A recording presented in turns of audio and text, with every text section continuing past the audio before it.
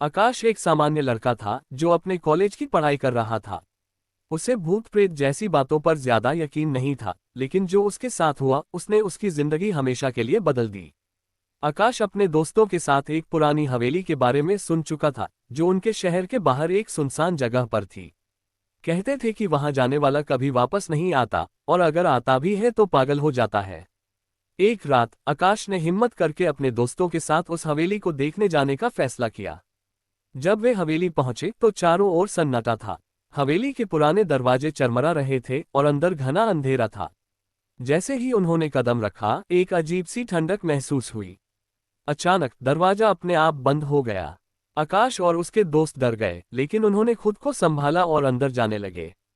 अचानक आकाश को महसूस हुआ कि कोई उसकी गर्दन के पास सांस ले रहा है। उसने पलट कर देखा, लेकिन वहां कोई नहीं था। उसके दोस्त उसे घूर रहे थे, जैसे उन्होंने कुछ देखा हो। आकाश, तेरी पीठ पर निशान कैसे आ गए? एक दोस्त ने डरते हुए कहा।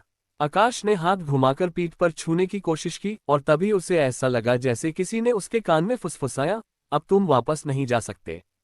अब सभी दोस्त डर गए और दौड़ने लगे। लेकिन जितना वे दौड़ते, हवेली का रास्ता उतना ही उलझता जा रहा था। ऐसा लग रहा था जैसे हवेली एक भूल भुलैया में बदल गई हो। अचानक आकाश जमीन पर गिर पड़ा। उसके कानों में अजीब अजीब आवाजें आने लगीं। उसके दोस्तों ने उसे उठाने की कोशिश की, लेकिन तभी आकाश की आंखें सफेद हो गईं और उसके मुंह से किसी और की आवाज आई।